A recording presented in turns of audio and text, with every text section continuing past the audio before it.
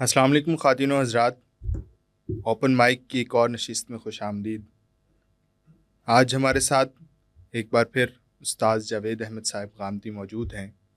ہم ان کے ساتھ ان کی زندگی کے مختلف پہلوؤں کی کچھ یادیں تازہ کرنے کی کوشش کر رہے تھے۔ پچھلی نشست میں ہم ان کے گورنمنٹ کالج کے دور تک پہنچے تھے۔ اب آغاز ہم اس دور سے کرنا چاہیں گے جس دور میں غامدی صاحب نے لاہور میں مختلف اداروں کو تشکیل دینے کے لیے اپنا کام شروع کیا۔ تو غامدی صاحب، آپ نے لاہور میں جو پہلا ادارہ تشکیل دیا وہ کہاں تھا اور وہ کیسے آپ نے شروع کیا، اس کے بارے میں ہمیں آگاہ کیجیے۔ یہ گورنمنٹ کالج کے بعد نہیں ہوا، اسی زمانے میں تھا۔ شعبہ فلسفہ میں اور ڈاکٹر ساجد علی صاحب اکٹھے ہی تھے۔ میں نے آپ سے ذکر کیا تھا کہ ایک خاص موقع پر یہ ضرورت محسوس ہوئی کہ میں کوئی معاش کے لیے بھی کام کروں، تو میں نے فیروز سنز میں پاکستان ریویو میں کام کی ابتدا کی تھی۔ اسی دوران میں یہ خیال بھی آیا کہ کوئی اپنا رسالہ نکالنا چاہیے۔ چنانچہ جو اس وقت ہال روڈ ہے وہاں پر ایک چھوٹا سا کمرہ ہم نے لیا ہوا تھا جس میں ہم دوست احباب بیٹھ کے کچھ باتیں بھی کرتے تھے، کچھ پڑھتے پڑھاتے بھی تھے۔ اس سے ہم نے ایک رسالہ نکالنا چاہا۔ اس وقت یہ اندازہ نہیں تھا کہ پاکستان میں رسالہ نکالنے کے لیے آسانی سے آپ ڈکلیریشن نہیں لے سکتے۔ اب یہ بہت آسان ہو گیا ہے۔ اس وقت تو عام طور پہ لوگ کہتے کہ ڈکلیریشن لینے یا دینے کا مطلب یہ ہے کہ صدر مملکت راضی ہوں آپ کو دینے کے لیے۔ قانون میں تو اگرچہ لکھا ہوا ہے کہ ڈسٹرکٹ مجسٹریٹ، جس کو آپ ڈپٹی کمشنر کہتے ہیں، وہ آپ کو دیتا ہے، لیکن اصلاً اس کی منظوری بہت اوپر سے ہوتی ہے۔ اس رسالے کا دفتر ہم نے وہاں بنا دیا۔ اسی دوران میں یہ بات ہونا شروع ہوئی کہ مسئلہ اصل میں کیا ہے۔ تو مسئلہ ہمارے نزدیک یہ تھا کہ نئی تعلیم میں جو لوگ پڑھ رہے ہیں ان کو ہماری مذہبی علوم، مذہبی روایت اور ہمارے مشرقی علوم سے اس طرح کی واقفیت نہیں ہوتی، اور جو ادھر کے لوگ ہیں ان کو جدید علوم کے معاملے میں بہت سی چیزوں سے واقفیت نہیں ہوتی۔ تو یہ آپ کہہ سکتے ہیں کہ طالب علمانہ سا احساس تھا، کافی شدت سے ہمارے دوستوں کے درمیان یہ زیر بحث رہا۔ تو میں نے یہ خیال کیا کہ میں چونکہ دونوں روایتوں سے واقف ہوں تو ایسا کیوں نہ کیا جائے کہ ہم چند طالب علم مل کے ایک ایسا نظام بنائیں جس میں جو لوگ ادھر زیادہ تعلیم یافتہ ہیں وہ ان کو تعلیم دیں اور جو ادھر ہیں وہ ان کو تعلیم دیں۔ اس کے لیے اسی دفتر میں ہم نے دائرۃ الفکر کی بنیاد رکھی۔ یہاں سے یہ سلسلہ شروع ہوا تھا۔ دائرۃ الفکر کی بنیاد اس وقت ابھی میں غالباً چوتھے سال میں تھا تعلیم کے، اس وقت ڈال دی گئی تھی۔ بلکہ اس میں ایک لطیفہ بھی ہے، وہ یہ کہ پہلے دائرۃ الفکر نہیں بلکہ اگر آپ گورنمنٹ کالج سے واقف ہیں کچھ، گورنمنٹ کالج میں جو پرانا فلسفے کا شعبہ ہوتا، اب تو وہ بخاری ایڈیٹوریم کے ساتھ چلا گیا ہوا ہے۔ پرانا شعبہ وہیں تھا جہاں نفسیات کا شعبہ ہے، نیچے شعبہ فلسفہ تھا اور اوپر شعبہ نفسیات تھا۔ تو شعبہ فلسفہ کے سامنے ایک لان ہے، اس میں بیٹھے ہوئے ہم لوگ اس پر گفتگو کر رہے تھے۔ ہم نے نام سوچا بزم فروغ آدم۔ خیال یہ تھا کہ آدمیت کو فروغ دینے کے لیے کچھ کام کیا جائے۔ ہمارے ایک بڑے بذلہ سنگ دوست تھے، ان سے ذکر کیا تو انہوں نے کہا خاندانی منصوبہ بندی والے نہ آ جائے۔ تو وہ نام بس وہیں دفن ہو گیا۔ اس کے بعد ہم نے دائرۃ الفکر کا نام رکھا۔ دائرۃ الفکر کی ابتدا اسی زمانے میں اس چھوٹے سے کمرے میں ہوئی۔ پھر اس میں ایک اگلا مرحلہ یہ آیا کہ ہم چند دوستوں نے یہ خیال کیا کہ لوگوں کے لیے آنا جانا بہت مشکل ہو جاتا ہے، تو ایسا کیوں نہ کیا جائے کہ میرے سوا باقی سب لوگ ہاسٹل میں رہتے ہیں، تو وہ ہاسٹل میں بھی ادائیگی کرتے ہیں، تو ہم ان سب روپوں کو ملا کے ایک گھر لے لیتے ہیں، وہاں سب لوگ رہنے لگ جائیں تو اس میں آسانی ہو جائے گی بہت۔ میرا پرانا گھر، آبائی گھر سلطان پورہ میں ہے، اسٹیشن کے پار۔ وہیں ایک شفیق منزل کے نام سے عمارت تھی، وہ ہم نے چند 100 روپے کرائے پر لے لی اور یہ سب لوگ وہاں منتقل ہو گئے۔ وہاں دائرۃ الفکر کی باقاعدہ ہم نے وہ تاسیس کر دی، اس کا ایک نظام سا بنا دیا اور وہ زیادہ تر کیا تھا؟ پڑھنے پڑھانے کا. یعنی اس میں جو چیزیں اس وقت ہمارے خیال میں مذہبی علوم کی یا اس پس منظر کی پڑھی جانی چاہیے تھی، وہ میں نے اپنے ذمہ لے لی کہ میں پڑھاؤں گا. اور جو دوسرے علوم سے واقف لوگ تھے انہوں نے کچھ چیزیں اپنے ذمہ لے لیں. 4 5 7 کبھی زیادہ ہو جاتے تھے کبھی کم. تو ایک لحاظ سے ایک ہاسٹل ہم نے اپنا بنا لیا، اس میں ہم لوگ رہتے تھے. یہاں سے دائرۃ الفکر کی ابتدا ہوئی. اچھا جاوید صاحب، اس سے پہلے کہ اگلے ادارے کی بات ہو، یہ وقت ہوگا جس وقت شادی کا واقعہ پیش آیا ہوگا، تو اس سے بھی آگاہ کر دیں. اس کے بہت بعد، یعنی یہ تو واقعات ہیں 71-72 کے. اس وقت ابھی مولانا امین احسن اصلاحی سے بھی میری براہ راست ملاقات نہیں ہوئی تھی. اور مولانا امین احسن اصلاحی کے بارے میں بھی اگر کچھ تعارف تھا تو وہ جماعت اسلامی کے دوستوں کی وساطت سے تھا. تدبر قرآن کی غالباً پہلی جلد شائع ہوئی ہے اس کے کچھ عرصہ بعد، اس سے بھی پوری طرح بھی واقفیت نہیں تھی. یہ اس دور کی بات ہے. یعنی سن 67 میں نے 10ویں کا امتحان پاس کیا ہے. 67 ہی میں گورنمنٹ کالج میں آیا ہوں. تو 67 اور 68 یہ زمانہ زیادہ تر پاکستان ریویو کے ساتھ گزرا فیروز سنز کے ادارے میں. اور پھر یعنی کالج کے بعد جو وقت بچتا وہ میں وہاں چلا جاتا تھا، پھر بعد میں گھر چلا جاتا تھا. میں نے عرض کیا تھا کہ اس زمانے میں مجھے کوئی بہت زیادہ دلچسپی اب نمبر لینے سے یا اس سے نہیں رہی تھی. بس یہ ہے کہ امتحان تو دینے ہی ہیں. زیادہ وقت یہ ہوتا تھا کہ میں صبح لائبریری میں چلا جاتا تھا اور شام کے وقت وہاں سے واپس آ جاتا تھا. کچھ چیزیں میرے سامنے تھیں کہ یہ پڑھنی ہیں، ان کے اندر ترک پیدا کرنا ہے. اس کی ایک لمبی فہرست تھی، بس اسی میں غلطان رہتا تھا. باقی چیزوں سے کوئی دلچسپی نہیں تھی. اور میں نے کسی قسم کی سرگرمیوں میں بھی حصہ نہیں لیا. اس ادارے کو بھی اگر آپ دیکھیں تو اس کا تعلق سوسائٹی سے نہیں ہے کہ اس میں کوئی کام کرنا ہے، بلکہ یہ کہ ہم مل کر اپنا علم بہتر کریں اور علمی روایت کا احیاء کرنے کی کوشش کریں. یہاں سے اس کی ابتدا ہوئی. تو بعد میں پھر بہت سے مراحل سے گزرے یہ سب معاملات، لیکن ابتدا یہیں سے ہوئی تھی. شادی کا بتا رہے تھے 77 میں ہوئی. یعنی میں نے عرض کیا نا کہ یہ تو 71-72 کے واقعات ہیں. میری شادی 77 میں ہوئی ہے. اس کے بہت بعض دلچسپ واقعات ہیں. میری والدہ، میرے والد، اب میں چونکہ 25-26 کے قریب جا رہا تھا تو یہ چاہتے تھے، میں ان کا تنہا بیٹا تھا. بیٹیاں تو بہت پہلے بیائی گئی تھیں بچپن ہی میں، تو وہ کہیں نہ کہیں مجھ کو بھی ٹانک دیں. اس کے لیے مختلف تجاویز پیش ہوتی رہتی. اب میں یہ کہانی تو نہیں آپ کو سنا سکتا کہ کوئی 8-9 کے قریب ایسے معاملات ہوئے جن کو بعض لوگ چاہیں تو منگنی اور منگنی ٹوٹنے، شادی اور شادی ٹوٹنے سے تعبیر کر سکتے ہیں. اچھا، لیکن یہ سوال یہی باتیں پوچھنے کی تفنن. پھر میری بہن، بڑی بہن یہاں تھی، تو انہوں نے یہ کہا کہ اب تم اس میں اپنی کوئی رائے نہیں دو گے اور بس یہ چیزیں ان کا ہم لحاظ رکھیں گے. تو ہمارے خاندان ہی میں جن کے ساتھ بہت ملنا جلنا میرا نہیں تھا، والد کا تھا، بہن کا تھا. میں تو بہت عرصہ باہر رہا ہوں سائیوال کے ضلع میں. یہاں لاہور کی برادری سے میں بہت واقف نہیں تھا. وہ میرے والد کے قریبی عزیزوں میں سے ہیں. تو ان کے ہاں کہیں بات ہوئی اور میری اہلیہ کے والد بڑے غیر معمولی شخص تھے. یعنی ان سے بات کریں آپ، ان کو آپ کسی چیز کے جانب متوجہ کریں تو آپ کو فرحت کا احساس ہوتا تھا. طبیعت میں نشاط پیدا ہوتی تھی کہ سوچنے والے لوگ ایسے بھی ہوتے ہیں. میں بھی ان سے ملا تو بہت متاثر ہوا. اور پھر میں نے والدہ سے کہہ دیا کہ اگر ان کی بیٹی ہیں تو آپ رشتہ کر سکتی ہیں. نہ دیکھا نہ کوئی بات کی، کچھ بھی نہیں. ایسے ہی معاملہ ہوا جس طرح کہ ہمارے ہاں پرانے خاندانوں میں ہوتا ہے. ہمیں لیکن اس سے انسپائر ہونے کی ضرورت نہیں ہے. میرے خیال نہ ہی ہو تو اچھا ہے. لیکن اللہ کا بڑا شکر ہے کہ ان کو، میرے کام کو، میری شخصیت کو اللہ تعالیٰ نے سمجھنے کی توفیق دی. اور اس میں ان کے والد کا بڑا غیر معمولی کردار ہے. وہ کبھی کسی میرے کام میں رکاوٹ نہیں بنے، ہمیشہ اس کے ساتھ تعاون کیا. میری اس وقت شخصیت ایسی تھی کہ اس میں بہت سی چیزوں کو آپ انتہا پسندانہ بھی کہہ سکتے ہیں. یہ سب کچھ کے باوجود ان کا میرے ساتھ بہت غیر معمولی رویہ رہا.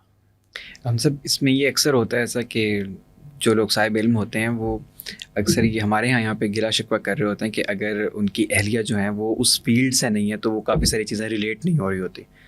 تو کیا آپ کو کبھی ایسا کچھ محسوس ہوا یا آپ کی زندگی جو ہے شادی شدہ اس زندگی؟ معاملے میں میرا نقطہ نظر ہمیشہ سے بہت مختلف تھا.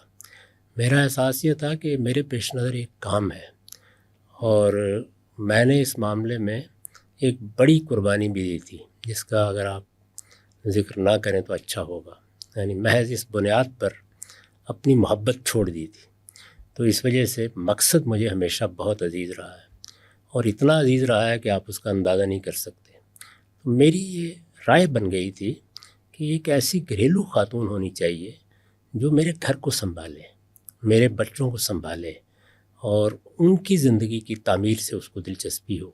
اگر اس کی سرگرمیاں بھی میری ہی طرح کی ہوئیں تو پھر اس معاملے میں نہ میں وقت دے سکوں گا نہ وہ وقت دے سکے گی. تو اللہ کا کرم ہے کہ بالکل ایسے ہی ہوا. اگرچہ میں نہ ملا تھا نہ میں نے کوئی بات کی تھی، تو انہوں نے پھر خوبی کے ساتھ میرا گھر سنبھالا، میرے ساتھ ساری زندگی بے پناہ تعاون کیا، یہاں تک کہ مجھے وطن چھوڑنا پڑا. آسان کام نہیں ہوتا. جب میں نے وطن چھوڑا ہے تو یہ کوئی بڑا حصار نہیں تھا، اس لیے کہ نہ میرے والدین تھے اس وقت، نہ میری بہنیں زندہ تھیں اس وقت، نہ میرے چچا، نہ میرے ماموں، نہ میری خالائیں، یہاں تک کہ میرے جو ہم سن کہنا چاہیے میرے خالہ زاد یا چچا زاد بھائیوں میں تھے، وہ بھی دنیا سے رخصت ہو چکے تھے. تو ایک لحاظ سے میں اپنے قریبی خاندان کو دفن کر چکا تھا. اس کے بعد 2009 میں مجھے وطن چھوڑنا پڑا، جبکہ ان کی والدہ اس وقت زندہ تھیں، ان کے بہن بھائی زندہ تھے. ان کو تو ایک طرح سے اپنے پورے خاندان کو چھوڑ کے جانا پڑا. تو یہ ان کا بڑا غیر معمولی اثار تھا. پھر یہ کہ بچوں کے معاملے میں انہوں نے کم و بیش مجھے بے نیاز کیے رکھا. ان کو ان کی نماز کی مجھ سے زیادہ فکر ہوتی تھی، ان کی دینداری کی مجھ سے زیادہ فکر ہوتی تھی، اب بھی زیادہ فکر ہوتی ہے. تو اس لیے میں بڑا مطمئن رہا اس معاملے میں کہ مجھے کوئی کشمکش سے سابقہ پیش نہیں آیا. ایک محاذ انہوں نے سنبھال لیا اور میں اطمینان سے اپنے مقصد کے لیے کام کرتا رہا. اب بھی میں اللہ کا شکر ادا کرتا ہوں کہ اس وقت اللہ نے مجھے ہمت دی اور میں نے جو ایک جذباتی زمانہ ہوتا ہے اس میں جیسے ہی یہ محسوس کیا کہ یہ چیز میرے مقصد کی راہ میں رکاوٹ ہوگی تو دل پر پتھر رکھ کے انکار کر دیا. اللہ نے اس کا صلہ دیا مجھ کو. ادارے بنانے والی دور سے ہم تذکرہ کر رہے تھے. میں چاہوں گا کہ آپ کی اس دور میں جس وقت مولانا امین احسن اصلاحی صاحب سے پہلی ملاقات ہوئی تو وہ کیسے لمحات تھے اور آپ کی خوشی کی کیا وہ یادیں ابھی بھی آپ کو یاد آتی ہیں؟ لمحہ لمحہ یاد ہے، وہ کیسے بلایا جا سکتا ہے. وہ انہیں یاد کرے جس نے بلایا ہو. کبھی مجھے اچانک کچھ قرآن سے متعلق بڑے سوالات درپیش ہو گئے. میں مولانا سید ابواللہ صاحب مودودی کی خدمت میں حاضر ہوا اور میں نے کچھ سوالات ان کے سامنے رکھے. تو انہوں نے کچھ جواب دیا اس کے بارے میں، لیکن مجھ سے یہ کہا کہ زیادہ اچھا ہو کہ آپ مولانا امین احسن سے ملیں. اس سے پہلے میں مولانا امین احسن اصلاحی صاحب کے نام سے واقف تھا. جماعت اسلامی کے لٹریچر میں جو چیزیں شامل ہیں وہ نظر سے گزر چکی تھیں، لیکن مدرسہ فراہی، اس کا پس منظر، ان چیزوں سے مجھے اس وقت واقفیت نہیں تھی. سوالات ہی کے ذیل میں مختلف اہل علم سے ملتا بھی رہتا تھا. یہ سچی بات ہے کہ ان کے کہنے کے باوجود بھی میں نے کوئی بہت توجہ نہیں دی. پنجاب یونیورسٹی لائبریری اب تو شاید یہاں سے چلی گئی، وہ انارکلی کے پاس ہوتی تھی پرانی، اس میں میرا بہت جانا ہوتا تھا. تو میں ایک دن اس میں تلاش کر رہا تھا کہ میرے سوالوں کے جواب میں کوئی مجھے کتاب میسر آ جائے. تو دیکھتے دیکھتے امام فراہی کی کتاب کیٹلاگ دیکھتے ہوئے سامنے آ گئی اور میں نے وہ رسالہ تھا چھوٹا سا، وہ میں نے نکلوا لیا. تو اگر آپ کو یاد ہے کہ پنجاب یونیورسٹی کی لائبریری میں جہاں اس کا کیٹلاگ رکھا ہوتا تھا وہ ایک چھوٹا سا کمرہ بن جاتا تھا، اس میں 2 دروازے تھے، دروازہ تھا ادھر بھی اور ادھر بھی. اس میں ایک کھڑکی تھی، اس میں پاؤں رکھ کر میں کھڑا ہو کے وہ کتاب نکلوا کے پڑھنے لگ گیا.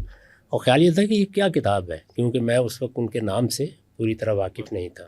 یعنی نام سے اتنی واقفیت تو تھی کہ شبلی کے ہاں ان کو پڑھا تھا اور بعض نام سنا ہوا تھا اور کچھ ان کے بارے میں معلومات بھی تھے، لیکن بہت زیادہ نہیں تھی. تو وہ میں نے پڑھنا شروع کر دیا. اس کے دیباچے میں مولانا بدر الدین اصلاحی نے اس کا دیباچہ لکھا ہوا تھا. عربی زبان کی کتاب تھی اور دیباچہ بھی عربی میں تھا. اس میں انہوں نے یہ ذکر کیا ہوا تھا، یعنی کتاب چونکہ بہت زیادہ باعث کشش ہو گئی. جیسے ہی میں نے پڑھا تو معلوم ہوا کہ یہ تو کوئی نئی دنیا ہے، سوچنے کا ایک بالکل منفرد انداز، لکھنے کا ایک بالکل منفرد انداز. تو میں وہ کتاب سے زیادہ دیکھنے لگ گیا کہ یہ شخصیت کون سی ہے. تو دیباچہ جب میں نے پڑھا تو اس میں مولانا بدرالدین اصلاحی نے بیان کیا تھا کہ میں تنہا ہوں یہاں پہ. اس سے پہلے مولانا اختر حسن اصلاحی تھے، میں ان سے مشورہ کر لیتا. اب یہ مسودات میرے پاس ہیں، جو میری استعداد ہے اس کے لحاظ سے میں نے ان کو مرتب کیا ہے. اس میں ایک جملہ تھا، ثانی اسنین از ہمایت بدان بے آداب الامام الفرائی. ثانی اسنین وہ تعبیر ہے جو قرآن میں سیدنا صدیق کے بارے میں اختیار کی گئی ہے، دو میں سے دوسرا. تو انہوں نے مولانا اختر حسن اور مولانا امین حسن کو اس طرح تعبیر کیا. انہوں نے کہا کہ ان دو میں سے وہ دوسرا بھی یہاں نہیں ہے کہ میں اس سے مشورہ کر سکتا. اس میں مولانا امین حسن کا نام اس پس منظر میں جب آیا تو میرے لیے بہت زیادہ توجہ کا باعث بن گیا. چنانچہ میں نے باہر نکل کے سائیکل پکڑی اور کوشش کی کہ کسی ایسی جگہ پہ جاؤں جہاں سے مجھے کوئی ان کے بارے میں معلومات ہو سکیں. ایک آدھ صاحب کے بارے میں مجھے معلوم تھا. میں گھر میں پہنچا تو معلوم ہوا کہ وہ خود بھی گھر میں نہیں ہے، ملاقات نہیں ہوئی. خیر وہ رات گزر گئی. اگلے دن جمعیت کے کچھ لوگوں سے میں نے بات کی، کیونکہ جماعت سے مولانا کا تعلق رہا ہے. تو ایک صاحب نے مجھے بتایا، غالباً زاہد حسین بخاری تھے، اوول میں ہی کھڑے کھڑے انہوں نے مجھے بتایا کہ ڈاکٹر اسرار احمد صاحب کو علم ہوگا اس کا، کیونکہ ان کا کافی تعلق مولانا امین حسن کے ساتھ رہا ہے. تو اگر تم ان سے مل لو تو ہو سکتا ہے کہ تمہیں پتہ مل جائے، کیونکہ ہمارے علم کے حد تک مولانا لاہور میں نہیں ہے. یہ انہوں نے مجھے بتایا. ڈاکٹر اسرار احمد صاحب کا بھی یہ دلچسپ قصہ ہے کہ میں جب پاک پتن سے آ رہا تھا تو میرے استاد سید شیر محمد صاحب، وہ ڈاکٹر اسرار صاحب کے پرانے ساتھیوں میں سے تھے. انہوں نے مجھ سے جن لوگوں سے ملنے کے لیے کہا تھا ان میں ایک ڈاکٹر اسرار صاحب کا نام بھی تھا. وہ لاہور آ گیا، تعلیم میں مصروف ہو گیا تو ذہن سے نکل گیا تھا. اب پھر ایک مرتبہ ڈاکٹر اسرار صاحب دلیل راہ بننے کے لیے موجود تھے. تو میں نے سائیکل پکڑی، ان کا میں نے پتہ سمجھا اور میں وہاں پہنچ گیا جہاں ڈاکٹر صاحب اس زمانے میں کلینک کرتے تھے، کرشن نگر میں. ابھی ایک صاحب مجھ سے ملنے کے لیے آئے ہوئے تھے، شاعر ہیں، ان کے ساتھ بھی ذکر ہو رہا تھا ڈاکٹر صاحب کے کلینک کا، ڈاکٹر صاحب کے اس زمانے کے احوال حالات کا. میں ڈاکٹر صاحب کی خدمت میں وہاں حاضر ہو گیا اور حاضر ہو کر میں نے ان سے پوچھا مولانا امین حسن کے بارے میں. تو انہوں نے کہا کہ یہ اطلاع تو بالکل صحیح ہے، مولانا امین حسن اب لاہور میں نہیں ہوتے، وہ رحمان آباد میں ہوتے ہیں، اور یہ ایک گاؤں ہے وہاں اگر تم جانا چاہو، لیکن تمہاری خوش بختی یہ ہے کہ وہ آج ہی لاہور آئے ہیں، آج ہی لاہور آئے ہیں.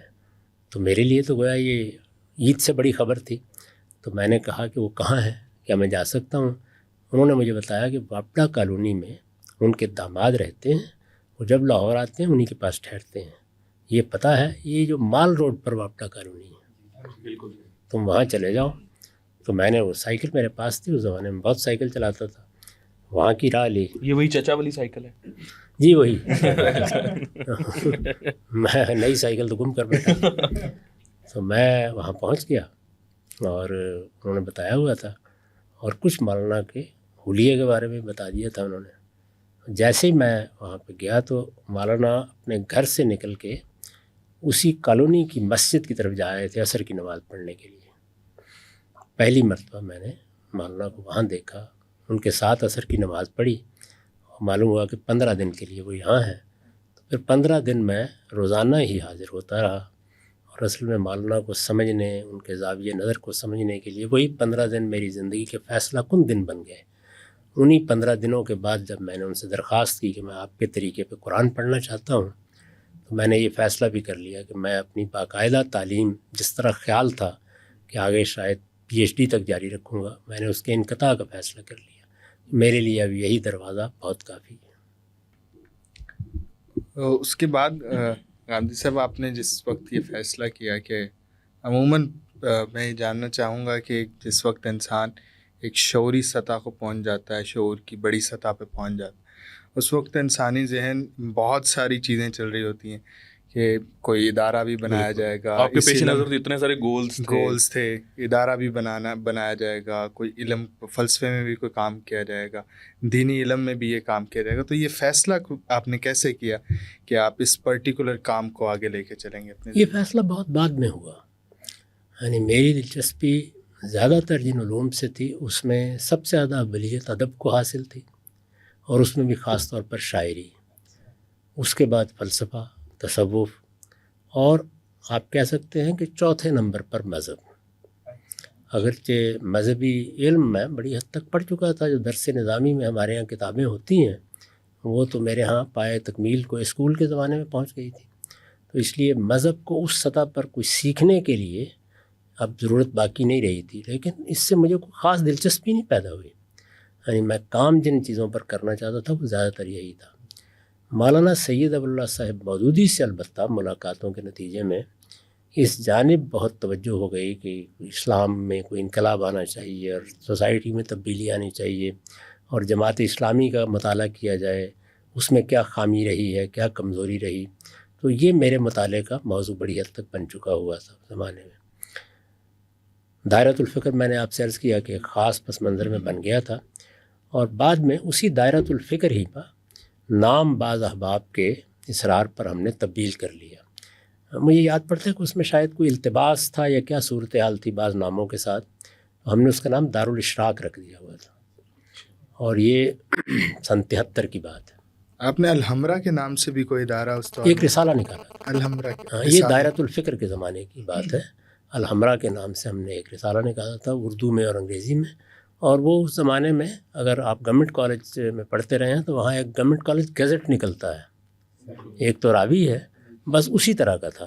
یعنی باقاعدہ رسالہ آپ نہیں کہہ سکتے, جیسے گیزٹ نکلتا ہے اسی طرح کا ایک رسالہ تھا. تو وہ ہم نے سن 71 میں, وہ بہت پرانی بات ہے, اس وقت نکالا تھا. مولانا امین احسن سے سن 73 میں ملاقات ہوئی ہے. اس سے پہلے میں نے عرض کیا ہے کہ مذہب یا مذہب کے لیے کام کرنا, لیکن اس میں انقلابی اسپرٹ زیادہ تھی, علمی اور فکری پہلو بہت کم تھا. یہ تو ہو چکا تھا. اس جانب توجہ دلانے میں اصلاً قرآن مجید کے علم و فکر کی ایک نئی دنیا سامنے آنے کے بعد مولانا امین احسن ہی حقیقی عامل بنے. تو آپ ان کے پاس پھر ان کے گاؤں جایا کرتے تھے خانقاہ ڈوگرہ کے قریب؟ جی ہاں, پھر میرا معمول یہی رہا, کیونکہ مولانا نے مجھے فرمایا تھا کہ ہمارے طریقے پر اگر تم کو قرآن سیکھنا ہے تو یہ جو درس نظامی کی کتابیں ہیں اور اس طرح عربی زبان کو پڑھ لینے کی یا لکھ لینے کی استعداد ہے, یہ کفایت نہیں کرتی. تمام بڑے علوم جو پس منظر کے علوم ہیں ان کی امہات کتب, یہ نام بھی میں نے پہلی مرتبہ ان کی زبان سے سنا, اس کی سورس بکس کہیں یا امہات کتب, وہ آپ کو لازماً پڑھنی چاہیے. تو انہوں نے میری درخواست پر کوئی 50 کے قریب اس طرح کی کتابوں کی ایک فہرست بنا دی, اور اس کے ساتھ یہ تبصرہ بھی کیا کہ ہر فن میں 2-3 امہات ہوتی ہیں, وہ پڑھنے کی ہوتی ہیں. لوگ عام طور پر ان کو ہاتھ بھی نہیں لگاتے اور ان کی بنیاد پر لکھے جانے والی ہزاروں کتابیں پڑھ ڈالتے ہیں, لیکن علم سے واقف نہیں ہو پاتے. وہ امہات کتب انہوں نے ایک لحاظ سے بیان فرما دی.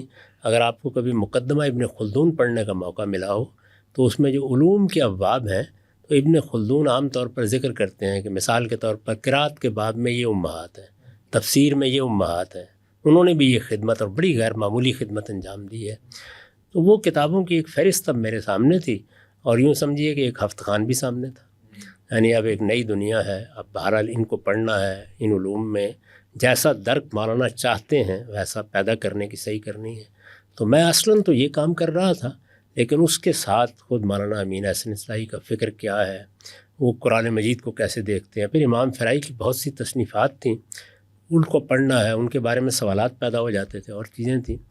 تو میرا اکثر جانا ہوتا تھا, میں گاؤں جاتا رہا ہوں, یا آپ خانقاہ ڈوگراں کے اسٹاپ پر اترتے ہیں اور وہاں سے کوئی 4 میل پھر آگے پیدل راستہ تھا اس وقت, اب تو سڑک وغیرہ بن گئی, اسی سے ہم جایا کرتے تھے. اور مولانا اس زمانے میں وہاں رہتے تھے, وہاں بھی کوئی بجلی نہیں تھی, پانی نہیں تھا, اس طریقے کے جو سہولتیں ہوتی ہیں ویسے ہی جیسے دیہات ہوتے ہیں, گاؤں ہوتے ہیں, وہیں تدبر قرآن وہ لکھتے تھے. بارہا میں وہاں رات بھی رہا ہوں مولانا کے پاس. ان کا باغ تھا اور بالعموم وہ سیر کرتے ہوئے مل جاتے تھے جب ہم جاتے تھے. اس کے بہت لطائف ظرائف اور اس طرح کی چیزیں ہیں. بلکہ مجھے یاد پڑتا ہے کہ پہلی دوسری مرتبہ جب میں گیا تو مولانا بیٹھے ہوئے تھے اور کچھ جمعیت کے لڑکے ان کے پاس گفتگو کر رہے تھے, اور یہ کسی کھیت کی منڈیر پر بیٹھے ہوئے گفتگو ہو رہی تھی. دور سے مجھے نظر آئے, میں بھی وہاں جا کے سلام کر کے بیٹھ گیا. تو انہوں نے سوال کیا مولانا سے کہ مولانا آپ کے اساتذہ کون کون ہیں؟ تو مولانا نے فرمایا کہ 2 ہیں, ایک امام فرائی, دوسرے ڈاکٹر اسرار احمد. لوگوں کے منہ کھلے کے کھلے رہ گئے. تو انہوں نے کہا کہ ہاں, ان سے میں نے قرآن سیکھا ہے اور ان سے میں نے زندگی کے سبق سیکھے. یہ کس تناظر میں انہوں نے سبق سیکھے تھے ان سے؟ وہ ایک پوری داستان ہے. یعنی پہلے تو بہت قریبی تعلق تھا, پھر بہت اختلاف ہوا, اور خاص طور پر جو انجمن خدام القرآن انہوں نے بنائی, اس کے فلسفے سے اور اس کا جس طرح کا نظام بنایا گیا, اس کے مولانا بہت شدید ناقد تھے. اس میں پھر کچھ ذاتی تجربات بھی ایسے پیش آئے جس میں بہت نالاں ہو گئے. تو یہ سارا تبصرہ اصل میں اس پس منظر میں کیا گیا. یہ وہی دور ہے غامدی صاحب جس وقت آپ نے دائرۃ الفکر کے بعد یہ دانش سرا کی طرف آپ کس وقت یہ تو آئے؟ بہت بات کی بات ہے, بہت بات کی بات ہے. یہ تو پھر المورد جب بنا ہے, المورد 1983 میں بنا ہے. یعنی اس کے بعد دارالاشراق میں ہم لوگ کام کرتے رہے, اور اس زمانے میں پھر وہ وقت بھی آیا کہ جب مولانا سید ابواللہ صاحب مودودی کے ساتھ بہت قریبی ربط ہو گیا. مولانا نے ارشاد فرمایا کہ تم لوگ میرے قریب آ جاؤ. تو مولانا کا اپنا قیام 5 ذیلدار پارک میں ہے. یہ ایک ذیلدار پارک کی عمارت ہے جس کے درمیان اور مولانا کے گھر کے درمیان ایک ہی مکان حائل ہے. وہاں پھر میں منتقل ہو گیا تھا. وہاں ہم لوگ کوئی 2-2.5 سال کے قریب مقیم رہے, اور یہ سارے لوگ بھی وہی مقیم تھے. یعنی ہمارا ماڈل وہی تھا کہ یہ چند لوگ ہیں, مل کے ایک جگہ رہیں گے تاکہ قریب قریب رہیں, اور اس طرح پڑھنا پڑھانا ہوتا رہتا تھا. یہی عام سرگرمی تھی ہماری.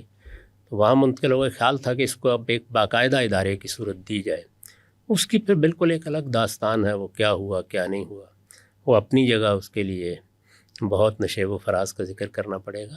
لیکن بہرحال وہ زمانہ میں نے بالکل ان کے قریب گزارا ہے. سب نمازیں ان کے ساتھ کھڑے ہو کے پڑھی ہیں, ان کی لائبریری سے بہت استفادہ کیا ہے, اور وہ خود وہاں جو ادارہ بنانا چاہتے تھے اس کے لیے ہر طرح کا تعاون کرنے کے لیے آمادہ تھے.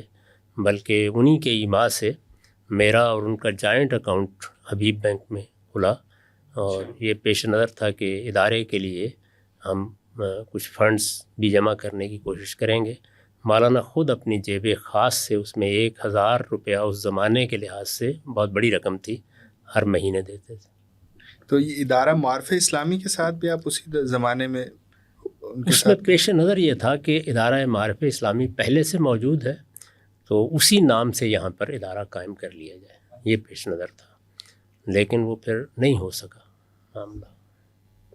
بالکل صحیح. اس کے بارے میں کچھ اشارات میں نے اپنے مضامین میں کر دیے ہیں کہ اس میں کیا ہوا. تو جاوید صاحب, المورد کی بھی کافی ساری تاریخ سے ہم لوگ واقف ہیں, لوگ بھی واقف ہیں. تو ایک سوال تھوڑا سا جو ہمارے ذہن میں آتا ہے, ہم چونکہ اب ایک عرصے سے المورد سے وابستہ ہیں اور اس کی انتظامیہ سے بھی, کہ ایک طرف تو اسکالرز کا بڑا غیر معمولی کام ہے, لیکن صرف علمی کام ہی کافی نہیں ہوتا اداروں کو چلانے کے لیے, اس میں ایک انتظامی کام بھی ضروری ہوتا ہے. تو مختلف اوقات میں مختلف لوگ انتظامی امور دیکھتے رہے ہیں. اس وقت آپ کے اپنے صاحبزادے یہ انتظامی امور دیکھ رہے ہیں. تو ہمارا تو ان کے ساتھ بھائیوں والا تعلق ہے. تو ہم آپ سے جاننا چاہتے ہیں کہ آپ کا اپنے بیٹے کے ساتھ اور ان کا جس طریقے سے انہوں نے انتظامی کام آپ کے سنبھالے ہوئے ہیں, کیونکہ آپ کی میجر چیز تو یہی المورد کا ایک پروجیکٹ تھا, تو جس طریقے سے اب وہ ورک کر رہا ہے, تو آپ کیا اطمینان آپ کو ہے اس چیز پہ؟ اللہ کا بڑا شکر ہے. دیکھیے نشیب فراز ہر جگہ موجود ہوتے ہیں. میرا زاویہ نظر ہمیشہ یہ رہا کہ ہم ایک جمہوری طریقے کا نظام بنائیں اور بالکل میرٹ پر سب معاملات ہوں. چنانچہ پہلے دن سے 1983 میں جب المورد کی بنیاد رکھی گئی تو اس کے لیے ایک مجلس عمومی, جس کو اب جنرل باڈی کہتے ہیں, وہ بنا دی گئی. اس میں سے کچھ لوگ اس کے بورڈ کے یا بورڈ آف گورنرز کے ارکان منتخب ہو جاتے تھے. مجلس منظمہ آپ اس کو کہہ سکتے ہیں. اس میں ہمارے پرانے صبر و فقہ موجود ہیں, اس وقت بھی موجود ہیں. جواد صاحب اپنے طور پر کچھ خدمت انجام دیتے رہے، ان کا کوئی تعلق نہیں تھا اس سے. آہستہ آہستہ جب عامر صاحب سیکرٹری جنرل ہوئے، اور عامر صاحب کا بھی کوئی میرے خاندان سے تعلق نہیں تھا، اس سے پہلے اور بھی بہت سے لوگ یہ ذمہ داری اختیار کرتے رہے ہیں. جیسے احسن تہامی صاحب ہیں، وہ ایک زمانے میں رہے، نعیم رفیع صاحب رہے، ڈاکٹر منیر احمد صاحب رہے، اسی طرح الطاف محمود صاحب رہے. بہت سے لوگ یہ ذمہ داریاں انجام دیتے رہے ہیں. انہی لوگوں کے درمیان میں کچھ وہ اپنے طور پر کام کر رہے تھے. یہ نئی دنیا پیدا ہوئی، اس میں ویب سائٹ بنانی ہے، کچھ یہ کرنا ہے. تو پہلے تو اسی طرح کا تعلق تھا. آہستہ آہستہ پھر یہ ہوا کہ عامر صاحب نے، عامر عبداللہ میری مراد ہے، عامر عبداللہ کا بڑا غیر معمولی کردار ہے اس ادارے کو آگے بڑھانے میں. یہ انہی کا زمانہ ہے جس میں عالمی سطح پر اس کی شاخیں قائم ہوئیں. بہت مخلصانہ طریقے پر انہوں نے جدوجہد کی کہ اس کا نظام درست کریں، اس کے ریکارڈ کو درست کریں، اور بہت سی چیزیں ہیں جو حقیقت میں وہ صورت جو آپ کو ملی ہے انہی کے زمانے میں اختیار کر سکی ہیں. تو جواد کو بھی انہوں نے زیادہ قریب کیا. انہوں نے کوشش کی کہ اس کے کاموں کا اور خود المورد کے کاموں کا کوئی اشتراک پیدا ہو جائے، ورنہ یہ الگ الگ تھے. تو یہ سارا معاملہ کچھ میرے ایما سے نہیں ہوا، نہ میں ایسا چاہتا تھا، نہ میں نے کبھی اس طرح کی بات کی. یہاں تک کہ جس وقت یہ لوگ اس نتیجے پر پہنچے عامر صاحب کے الگ ہو جانے کے بعد، تو انہوں نے مجھ سے بات کی. تو میں نے اس وقت بھی بورڈ کے لوگوں سے، مجھے یاد ہے میں شاید ملیشیا میں تھا، میں نے ان سے یہ کہا کہ آپ کے پاس کوئی اور انتخاب نہیں رہا. تو ڈاکٹر منیر صاحب نے اور باقی لوگوں نے مجھے یہی بتایا کہ نہیں، اس کے سوا کوئی چارہ نہیں ہے، ادارے کے لیے یہ ضروری ہے. میں نے کہا پھر آپ میرٹ پر انتخاب کر لیں، لیکن جیسے ہی آپ انتخاب کریں گے اس کے بعد میں اس ادارے کے ساتھ کوئی انتظامی تعلق نہیں رکھوں گا. تو اسی دن میں نے اپنے تمام انتظامی معاملات سے تعلق ختم کر دیا تھا. یہ بات تو ہم تک پہنچی تھی کہ جو المورد کی پہلی ویب سائٹ ہے اور جو بھی اس کا آن لائن سسٹم بن رہا تھا، وہ سب اصل میں جواد صاحب ہی نے بنایا تھا. لیکن اس وقت تک وہ اپنی ذاتی حیثیت میں اور اپنے شوق سے یہ کام کر رہے تھے. وہ ایک تدریجی عمل ہے جس میں عامر عبداللہ صاحب ان کو قریب لائے. وہی اصل میں المورد کے ساتھ کوئی باقاعدہ تعلق قائم کرنے کا باعث بنے، اور پھر ان کے جانے کے بعد وہ یہاں تک لا چکے تھے کہ لوگوں کی نگاہ انتخاب بھی اسی پر پڑی. اس لیے کہا جا سکتا ہے کہ وہ عامر عبداللہ کا انتخاب ہے. ایک آخری سوال، چونکہ اب ہمارے پاس وقت بھی کم رہ گیا ہے لیکن میں اس کو بڑا ضروری سمجھتا ہوں. اس وقت ایک بحث بھی کچھ فیس بک پہ چل رہی ہے کہ خانقاہ کے حوالے سے کہ اس کا پس منظر اصل میں کیا تھا. تو اگر آپ اس کو بھی تھوڑا سا بریفلی بتا دیں. المورد کا تو سب کو پتہ ہی ہے، خانقاہ کا بھی ایک پس منظر اگر آپ ہسٹری بتا دیں کہ کس طرح یہ پہلے ہمارے ہاں انیس مفتی صاحب کے گھر میں بھی یہ سلسلہ چلتا رہا. ڈاکٹر فاروق خان نے بھی اس پہ غیر معمولی خدمات انجام دیں، اور اس کے علاوہ بھی لوگ بعد ازاں اس میں کام کرتے رہے. تو اب بھی الحمدللہ المورد لاہور میں بھی اس کا ایک سینٹر بن گیا ہے. تو اس کے بارے میں آپ تھوڑا سا بتا دیں کہ اس کا پس منظر کس طرح سے. میں نے اس سے پہلے بعض نشستوں میں عرض کیا ہے کہ المورد کی بنیاد 1983 میں رکھی گئی تھی. اس سے پہلے ہمارے ادارے کا نام دارالاشراق ہی تھا، اور اس میں ایک زمانہ ہے جس میں یہ ادارہ مرید کے میں قائم رہا. میں جب مرید کے سے واپس آیا، یہ اصل میں 1979 کا سال ہے جب میں وہاں سے واپس آیا، تو میں دارالاشراق کو ختم کر کے آیا تھا. یعنی وہ سارا نظام ہم نے سمیٹ دیا تھا. کیوں؟ ظاہر ہے کہ وہ پھر ایک موضوع ہے، اس کی اپنی ایک تاریخ ہے. میں اس وقت آیا، جواد کا سال پیدائش بھی وہی ہے. یہاں ہم لوگ ڈی بلاک میں رہتے تھے، ماڈل ٹاؤن میں، یہ وہاں اس کی پیدائش ہوئی تھی. یہاں جب میں واپس آ گیا تو واپس آنے کے بعد میرا خیال یہ تھا کہ اب اس طرح کا کوئی ادارہ قائم نہیں کرنا. تاہم پھر بہت سے عوامل ہیں جس کے نتیجے میں 1983 یعنی 1979 سے لے کے 1983 تک کوئی اس طرح کا باقاعدہ ادارہ میں نے قائم نہیں کیا.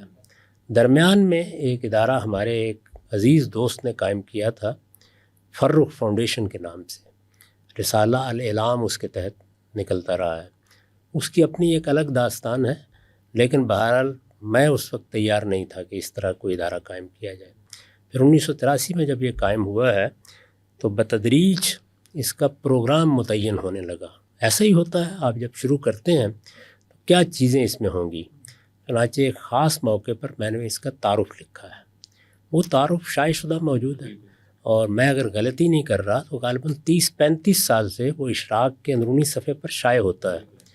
اس میں نے یہ تجویز کیا ہوا ہے کہ ایسی خانقاہیں قائم ہونی چاہیے. میں خانقاہ کو اپنی تہذیبی روایت کا ایک بڑا ادارہ سمجھتا ہوں. تہذیبی روایت ایک بالکل اور چیز ہوتی ہے، اور کوئی فکر بالکل ایک الگ چیز ہے. تصوف ہے، علم کلام ہے، ان میں سے بعض چیزوں کا میں شدید ناقد ہوں، ہمیشہ سے رہا ہوں، آج شاید پہلے سے بھی زیادہ شدید ہوں. اور میں بارہا یہ عرض کر چکا ہوں کہ تصوف کو اگر آپ ایک الگ نظام فکر کے طور پر پیش کریں تو میں اس کی بڑی قدر کروں گا، لیکن اگر آپ اس کو دین کے ساتھ پیوند کرنے کی کوشش کریں گے تو میں یہ کہوں گا کہ یہ سری بدعت ہے. کسی حال میں بھی میں اس کو قبول کرنے کے لیے تیار نہیں ہوں. خانقاہ کے ادارے کے بارے میں ہمیشہ میری رائے بہت مثبت رہی ہے. میں اپنے بچپن میں بعض خانقاہوں میں گیا ہوں، میں نے کچھ وقت بھی خانقاہوں میں گزارا ہے. یہ جو چنیوٹ میں جامعہ محمدی ہے، اس میں کوئی 15 دن تک میں رہا ہوں وہاں. تو اس وجہ سے خانقاہ کے ساتھ میری بہت دلچسپی رہی ہے اور بہت محبت رہی ہے اس ادارے سے. میں یہ سمجھتا ہوں کہ کسی سوسائٹی میں لوگوں کی شخصیت کی تعمیر میں یہ ادارہ بڑا غیر معمولی کردار ادا کرتا ہے. اس میں لوگ ایک خلط مبس پیدا کرتے ہیں کہ وہاں پر ایک شیخ ہے، وہ ایک صوفی ہے، وہ الگ ایک معاملہ ہے. یہ کہ خانقاہ ایک ادارہ ہے، وہ سوسائٹی کی ضرورت ہے، وہ ادارہ ہماری تہذیبی روایت کا ادارہ ہے. اس کا آپ نام کوئی اور بھی رکھ سکتے ہیں. مثال کے طور پر اگر آپ مراکش وغیرہ مغرب کے ممالک میں جائیں تو وہاں زاویہ کا لفظ استعمال ہوتا ہے. اس سے کوئی فرق نہیں پڑتا، آپ کوئی بھی نام رکھ لیں. رباط بھی کہا جاتا ہے. اس طرح کے بہت سے نام موجود ہیں. تو خانقاہ کے نام ہی سے میں نے اس کا تعارف کرایا. وجہ اس کی یہ تھی کہ ایک لفظ بولتے ہی اس کی ایک تصویر بن جاتی ہے. آگے میں نے بیان کیا ہے کہ اس کا مقصد کیا ہوگا. تو اس وجہ سے ظاہر ہے کہ خانقاہ کا تصور تو پہلے دن سے کہا جا سکتا ہے کہ موجود ہے، اور یہ خواہش بھی رہی ہے کہ اس طرح کا کوئی ادارہ قائم ہو. بالعموم یہ خیال رہا کہ اس کے لیے کوئی بڑی جگہ چاہیے. چنانچہ وقتاً فوقتاً اس کے بارے میں غور بھی ہوتا رہا، لوگ اس کے بارے میں بات بھی کرتے رہے. یہاں بھی 10 مرتبہ یہ بات ہوئی. پھر ہمارے انیس صاحب، اللہ تعالیٰ ان کی مغفرت کریں، انہوں نے اپنے گھر کا اوپر کا حصہ وقف کیے رکھا. وہاں ہم نے یہ دانش سرا کا نظام بنانے کی کوشش کی. اس میں بھی یہ پیش نظر تھا کہ اس کا ایک حصہ خانقاہی طرز کی تربیت کے لیے بھی ہوگا. اس طرح کے مختلف تجربات اور واقعات ہوتے رہے. بلکہ مجھے یاد پڑتا ہے کہ ایک مرتبہ اسلام آباد میں بھی کچھ اس طرح کی کوشش ہوئی تھی، لیکن وہ بار آور نہیں ہو سکی. تو اس وجہ سے یہ اس ادارے کے ساتھ ایک وابستہ تصور ہے، ہمیشہ سے رہا ہے. اور چونکہ اس ادارے کو جن لوگوں نے سنبھالے رکھا ہے انہوں نے اس تعارف میں کبھی کوئی تبدیلی نہیں کی، تو اس کا مطلب یہ ہے کہ یہ ہمیشہ سے ان کے پیش نظر ہے. اور وہ ہو سکتا ہے کہ اس کے بارے میں اپنے مجالس منتظمہ میں دوسری جگہوں پر بحث کرتے رہے ہوں، غور کرتے رہے ہوں، اس کے لیے منصوبے بناتے رہے ہوں. یہاں پر بھی یہ چیز زیر بحث رہی. بلکہ مجھے یاد پڑتا ہے کہ کوئی 3 سال پہلے اس سلسلے میں بات ہوئی تھی کہ ایک بڑی جگہ پر منتقل کر دیا جائے اور یہ ساری عمارت ہی بیچ دی جائے. خود میں نے اس کے لیے توجہ دلائی. تو یہ ایک پرانا تصور ہے، پرانے تجربات اس کے ساتھ وابستہ ہیں. ہمارے بہت سے دوست اس میں خدمات انجام دیتے رہے ہیں اس پہلو سے کہ کسی جگہ اس کو ہم زمین پر لانے میں کامیاب ہو جائیں. تو اب اگر آپ لوگوں نے اس کا حوصلہ کیا، ہمت کی ہے، تو میں دعا گو کہ اللہ تعالیٰ اس میں کامیابی عطا کرے. ہم صاحب اسی سلسلے کا ایک ذیلی پروگرام ان دنوں المورد میں جاری و ساری ہے. آپ کے صاحبزادے جواد صاحب بھی اس کو لے کے چل رہے ہیں اوپن مائک سیشن کی صورت میں. آپ نے کل ہی اس میں بیٹھے بھی تھے اور اس کو دیکھا بھی. میں چاہوں گا کہ یہ پروگرام اپنے اختتام کی جانب ہے، تو اس کے بارے میں اپنے کچھ ہمیں نصیحتیں ضرور. مجھے بہت اچھا لگا وہ. میں نے اس کے بارے میں اپنے تاثرات اس موقع پر بھی بیان کر دیے تھے، اور بلکہ یہ کہا تھا کہ ہماری پوری سوسائٹی کو اصل میں اسی میں ڈھل جانا چاہیے. یعنی شائستگی سے بات کرنی ہے، اپنا موقف بیان کرنا ہے، بات کہنی ہے، بات کا تجزیہ اور تنقید ہونی ہے. سوالات کے ذریعے سے آپ خود اپنے فکر کی تنقید کرتے ہیں.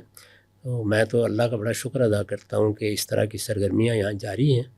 آپ ان کو جاری رکھیے. یہ سکرات کی مجلس بھی بن سکتی ہے. وہ بھی اسی طرح سوالات کرتے چلے جاتے تھے، یہاں تک کہ بہت سے حقائق واضح ہو جاتے تھے. یہ ہمارے معاشرے کی ثقافت ہونی چاہیے.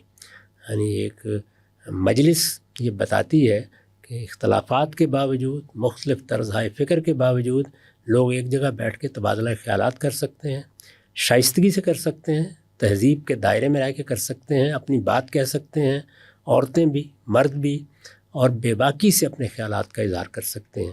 اور اس سب کے بابس ان میں ایک قدر مشترک یہ ہے کہ ہم انسان ہیں، بھائی بھائی ہیں، اور ہم اپنی بات کہنے کا حوصلہ رکھتے ہیں اور اپنی رائے میں ہر وقت ترمیم کرنے کے لیے تیار ہیں اگر کوئی صحیح بات ہم پر واضح ہو جائے. کوئی ہم پر کسی بات کو ٹھونسنے کی جسارت نہیں کرتا، بلکہ اگر کوئی رہنمائی میں بھی بات کرتا ہے تو وہ سوالات کی صورت میں آہستہ آہستہ کسی نتیجے تک پہنچانے کا باعث بنتی ہے. اس سے بہتر کوئی طریقہ نہیں ہو سکتا جس میں انسان خود کسی چیز کو دریافت کرتا ہوا محسوس کرتا ہے. یہی ہمارے معاشرے میں عمومی علم کی ترویج کا طریقہ ہونا چاہیے. تو میں تو اس کے بارے میں اللہ کا شکر ادا کرتا ہوں اور دعا کرتا ہوں کہ یہ سلسلہ ایسے ہی جاری رہے، بلکہ اور زیادہ وسیع ہو، اور مختلف حلقوں میں جہاں جہاں ہمارے دوست کام کر رہے ہیں وہاں بھی اسی طرح کے اوپن ہاؤس قائم کیے جائیں. آمین. ایک چھوٹا کڑوا سوال میں لازماً پوچھنا چاہتا تھا. بانو آپا نے اشفاق صاحب سے ایک انٹرویو میں سوال کیا کہ جہاں پر آپ جیسے بڑے درخت ہوتے ہیں، قریب اپنے کچھ اور بڑے درختوں کو وہ پیدا نہیں ہونے دیتے، کیونکہ بڑی شخصیت کا جو ایک سحر ہوتا ہے وہ اسی طرح سے طاری ہوتا ہے. تو اس جملے پہ اشفاق صاحب بہت زیادہ پریشان بھی ہوئے اور حیران بھی ہوئے. میں آپ کے تاثر جاننا چاہتا ہوں. میں تو بہت چھوٹا آدمی ہوں، ایک طالب علم، بہت ہی حقیر طالب علم. میں نے ہمیشہ آرزو یہی کی کہ میں دنیا سے رخصت ہوں تو ایک سچے طالب علم کے طور پر مجھے یاد رکھا جائے. تو اس لیے میرے بارے میں ایسا کوئی اندیشہ نہیں ہے. میری تو آرزو یہ ہوتی ہے کہ طالب علم، اور خاص طور پر نوجوان طالب علم، وہ ہم سے کہیں آگے بڑھیں، ان کے لیے کام کرنے کے مواقع ہوں. یہی وجہ ہے کہ میں نے اپنی زندگی میں تمام اداروں کے ساتھ انتظامی تعلق ختم کر دیا، ان کو آزادی دی، وہ اپنے طریقے پر اپنا نظام چلائیں. جو ذمہ دار لوگ وہاں ذمہ داریاں انجام دے رہے ہیں ان کو کسی قسم کا تحکم سے سابقہ نہ پڑے، وہ اپنی پالیسی بنائیں، کام کریں. ان کو کوئی ضرورت محسوس ہوتی ہے مجھ سے مشورہ کر لیں، میری مدد کی ضرورت ہے مجھ سے کہیں گے میں مدد کر دوں گا. اس سے زیادہ میں نے کوئی معاملہ نہیں رکھا، اور اس لحاظ سے میں یہ اپنی بڑی خوش قسمتی سمجھتا ہوں کہ کم و بیش پچھلے 5 سال سے کسی قسم کے انتظامی تعلق کے بغیر امریکہ کا ادارہ بھی چل رہا ہے اور یہاں کا ادارہ بھی چل رہا ہے، اور باقی ملکوں کے ادارے بھی اپنے اپنے طریقے سے کام کر رہے ہیں. اور اگر یہ اسی طریقے سے کام کرتے رہے تو مجھے امید ہے کہ جس اندیشے کا یا خدشے کا آپ نے اظہار کیا ہے وہ اس کا ویسے ہی کلا کما ہو جائے. میم صاحب، ایک مطلب بہت عرصہ ہے جو آپ پیچھے چھوڑ کے آئے ہیں، اور نوسٹیلجیا جو ہے انسان کی لائف کا بڑا ایک اہم حصہ ہوتا ہے. تو جو اتنی ساری یادیں ہیں اور اتنے بڑے بڑے لوگ جن کے ساتھ اپنی زندگی گزاری ہے، جب آپ وہ ان باتوں کے بارے میں سوچتے ہیں تو وہ کس حد تک کیا آپ پر اداسی طاری ہوتی ہے، یا وہ چیز آپ کو مزید ہمت دیتی ہے، اور وہ آپ پہ کبھی شیئر بھی کرتے ہیں کسی سے کہ آج مجھے وہ واقعہ یاد آ رہا ہے، وہ لوگ یاد آ رہے ہیں؟ کبھی ایسا کچھ ہوا؟ یہ تو انسانی فطرت ہے، چیزیں فراموش نہیں ہوتی. مجھے تو کبھی اپنا گاؤں بھی نہیں بھولا. راوی کے کنارے اس گاؤں کی یادیں بھی آج تک اسی طرح ہیں. تو اس وجہ سے یادوں سے تو انسان کبھی خالی نہیں ہوتا. اس کا آپ اندازہ اس سے کر سکتے ہیں کہ ایسا بہت کم ہوتا ہے کہ میں کہیں لوگوں کے درمیان بیٹھے ہوئے رونے لگ جاؤں. میری والدہ دنیا سے رخصت ہوئیں، میری بڑی بہن مجھے بہت ہی زیادہ عزیز تھی. میرا خیال ہے اس موقع پر آنسو شاید بہہ نکلے ہوں، ورنہ عام طور پہ ایسا نہیں ہوتا. لیکن میں ملیشیا میں تھا، وہاں یوم پاکستان کی تقریب ہو رہی تھی سفارت خانے میں. تو میں وہاں بیٹھا ہوا تھا. جب جھنڈا لہرایا گیا، اب ظاہر ہے کہ میرے دائیں بائیں بہت اہم شخصیات موجود تھیں، میں پہلی صف میں بیٹھا ہوا تھا، لیکن میں اپنے آنسوؤں پر قابو نہیں پا سکا اور پھوٹ پھوٹ کر رو دیا. تو اس لیے انسان کی یادیں تو بہرحال اس کی زندگی کا حصہ ہوتی ہیں. ان سے آپ اپنے آپ کو الگ اگر کرتے ہیں تو اس کے معنی یہ ہیں کہ دماغ کی جگہ بھی دل اور دل کی جگہ بھی دماغ رکھ دیا گیا ہے. یہ تو ممکن ہی نہیں. ہم سب ہمارے پاس وقت بس ختم ہوا چاہتا ہے، آخری 2-3 منٹ ہیں. میں اس آخری سوال کے ساتھ اس پروگرام تکمیل چاہوں گا کہ بڑھاپا کیسا گزر رہا ہے؟ اس لحاظ سے اللہ کا بڑا شکر اور احسان ہے کہ چلتا پھرتا ہوں اور ابھی بھی کچھ نہ کچھ کام کر لیتا ہوں. وہ ہمت طاقت تو اب نہیں رہی جو کبھی جوانی میں ہوتی تھی، لیکن اس میں ایک بڑی غیر معمولی چیز یہ ہوئی ہے کہ تمام انتظامی ذمہ داریوں اور اس طرح کے کاموں سے الگ کر کے میں محسوس کرتا ہوں کہ جیسے ہلکا ہو گیا ہوں. تو اس وجہ سے کم و بیش ریٹائرمنٹ کی کیفیت میں بڑھاپا گزارا. یہ تو نہیں ہے کہ کام ختم کر دیے ہیں، لیکن کیفیت وہی ہے، چونکہ اب کوئی ذمہ داری نہیں، کوئی اس طرح کا معاملہ نہیں، بچے بھی اپنی اپنی جگہ اپنا کام کر رہے ہیں. تو اس وجہ سے اللہ کا بڑا احسان ہے کہ تھوڑا بہت جو کام میں کر سکتا ہوں وہ ہو جاتا ہے. آدھ پون گھنٹے سے زیادہ آپ تسلسل کے ساتھ کوئی کام کرنا ذرا مشکل ہو جاتا ہے. گاندھی صاحب آپ کے وقت کا بہت شکریہ. خواتین و حضرات، اوپن مائک کی یہ نشست آج اپنے اختتام کو وہ پہنچتی ہے. آپ سب کی سماعتوں کا بے حد شکریہ.